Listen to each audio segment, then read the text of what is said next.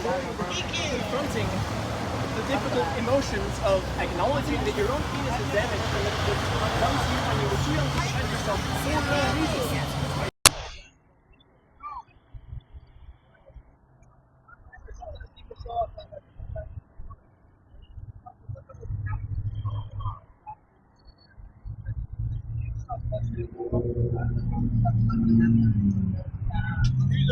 And I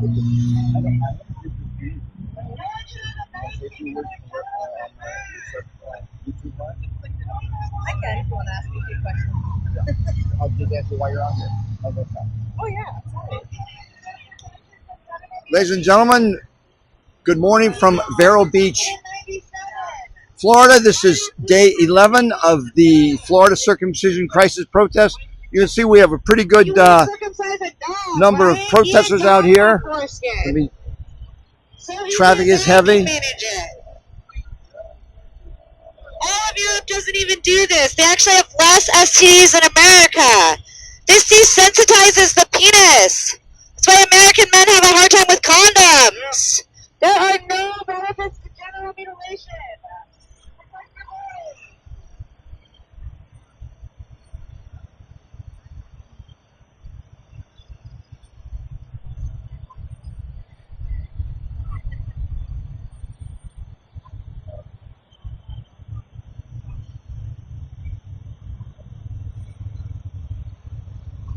Thank you, Jacques.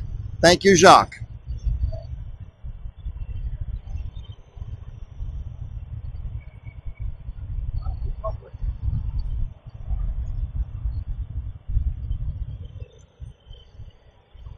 Pretty good. We're live on YouTube. Can I put you on YouTube?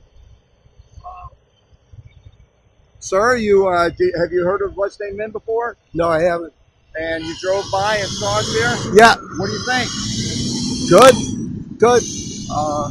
Glad that you can express yourself freely in the country we're in right now. Still, in this day and age. Yeah, you asked me how's the public taking it. We're getting a good reception in this part of Florida. Excellent. I'm from Massachusetts. I'm just driving through. So Whereabouts in Massachusetts? Chicopee, Where's that? next to Springfield. We've actually been to Springfield several times, and we were in Massachusetts last summer. Nice. Okay. Thank you, sir. All right. And ladies and gentlemen, a family has come out to join us. They've brought their 3 kids. And here's Holly. Holly, can I turn this way? And that way I get the protesters behind you. Are you able to hold the microphone? Sure. Or I can hold it. I'll tell you what. I'll ask Holly. Tell us why you and your family and husband are out here today. We came out to support you guys. You guys were here a few years ago in Stewart, and we supported you then. I'm a regret mom, so this cause is close to my heart. It's important to share information because I didn't know anything then, and if I did, I probably would have made a different choice. So now, with information, I know that it's not necessary to circumcise a baby. Do you want to share any of the pressures that were brought to bear on you? Oh, well, back then when I was 19 and a single mom, it just seemed like everyone I knew did it. I didn't know anyone intact. So even doctors were like, that's what's best. It's cleaner, it's healthier. But there was no like information sharing, mom groups, cell phones. It wasn't a way for me to have more information. Now it's like in the palm of our hand. So Yeah. there's really no excuse. Yeah. Holly and her family, ladies and gentlemen, joining Bloodstained Men on the front lines here in Vero Beach, Florida. This is day 11 of the 13-day Florida circumcision crisis protest. Thank you, Holly. And I'll talk to you again when we're live on Facebook in about a half hour. And we've got a local reporter out here interviewing us, ladies and gentlemen. Here's Danny Alchemy. Let's see. Jacques says, okay, Jack. Hi, Jack. Jack Grant. So please, thank you, Jack. And I think I messaged you recently. There's always a place for you on the road with Bloodstained Men. Just let me know, Jack. But here's Danny Alchemy. Danny, can I hand you the microphone? Tell us why you're out here and how the tour is going.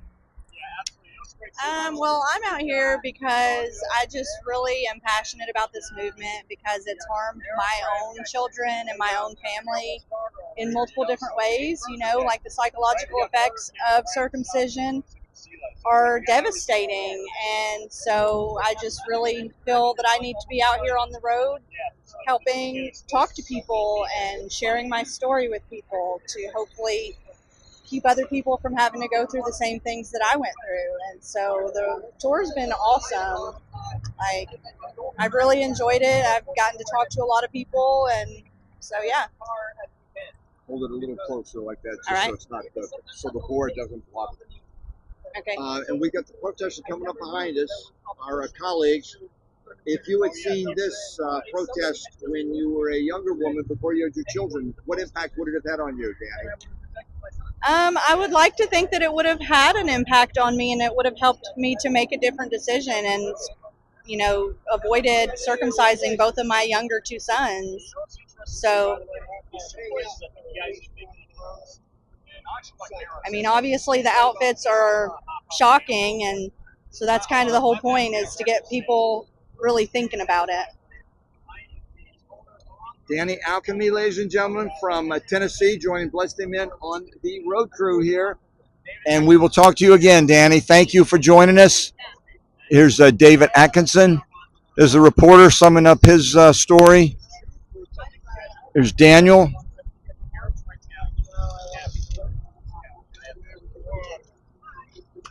I'm going to cross the street and we'll catch up with Daniel over there. Some of you who may be new to Bloodstained Men broadcast, this is my third live broadcast on YouTube. My YouTube channel, I'm going to become active on it again.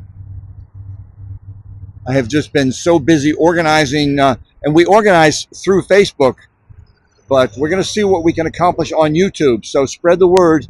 Brother K is back on YouTube. I was never gone, but just there's so much work involved in organizing these protests, and we organize them and plan them on Facebook. So Daniel Bryce, can you take a minute to talk to us here? Let me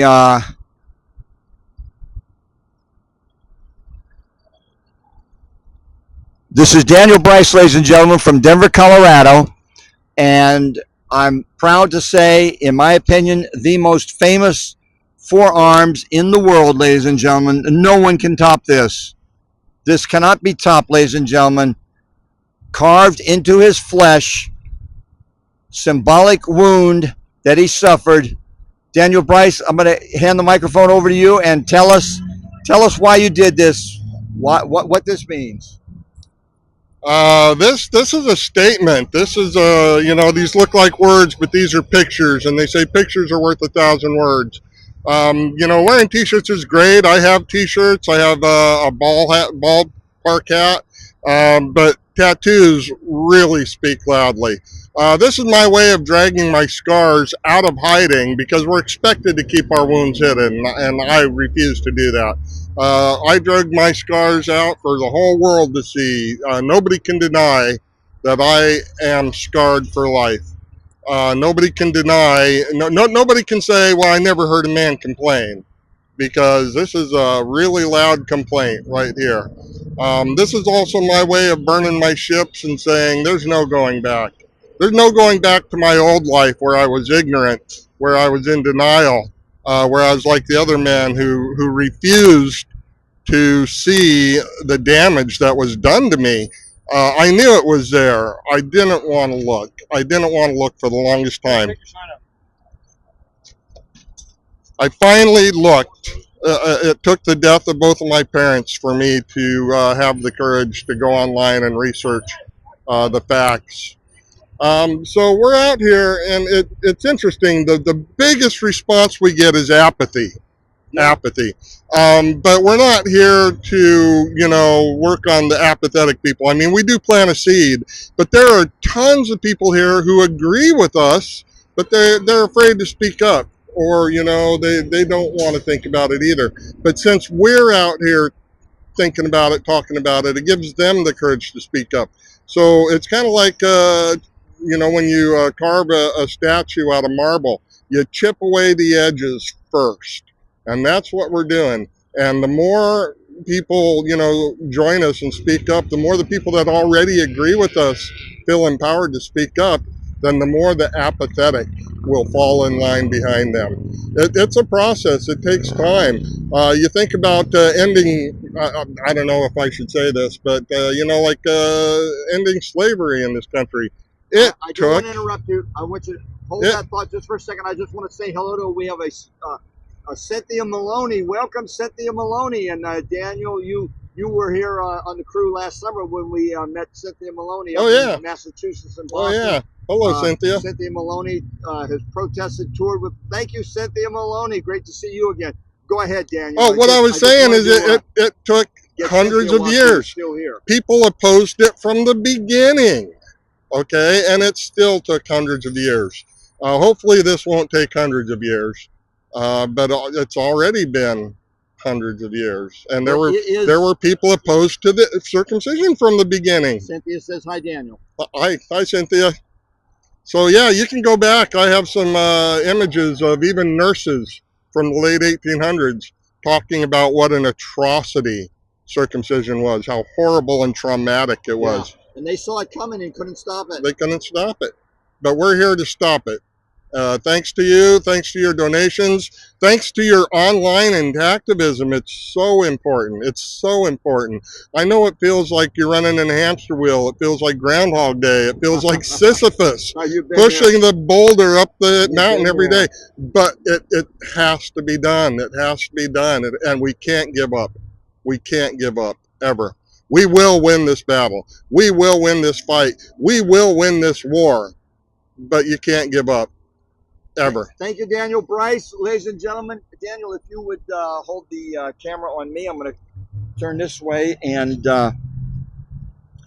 so this is my live broadcast from Vero Beach, Florida, ladies and gentlemen. This is day 11 of 13 days on the march in Florida. We're here to warn you. Well, if you're watching this, you probably are an activist already, but we're here to warn the American people that circumcision is not medicine and never will be. Circumcision is cruel, violent, barbaric child abuse. American doctors are alone in the world. Doctors outside the United States refuse to circumcise boys. If you want to see more live action here from Vero Beach, you do have to go to Facebook. As soon as I log off here, ladies and gentlemen, I'm going to go on Bloodstained Men and Their Friends on Facebook, and I'm going to do a live there. This afternoon, we will be in West Melbourne, Florida. I'll do a live here on YouTube, and I'll also do a live on Facebook, on Bloodstained Men and Their Friends on Facebook. So, and do what you can, ladies and gentlemen. As Daniel was saying, this is a long-term struggle. Circumcision is a curse over America. It's just taken root. This ancient genital mutilation, the ancient genital sacrifice of boys, American doctors discovered a way to make $2 billion a year out of it. And so, voila, they signed a document that said circumcision is no longer the ancient genital sacrifice. It is now the modern medical benefit. Unbelievable. The Orwellian doublespeak, ladies and gentlemen. Circumcision is bullshit all the way up, all the way down, all around. Bullshit, bullshit everywhere. That's what circumcision is, ladies and gentlemen. Thank you. Join me on Bloodstained Men and Their Friends on Facebook in just a few minutes live, and I'll be back here on YouTube this afternoon in West Melbourne, Florida. Thank you, ladies and gentlemen. Thank you, Daniel. Thank you all.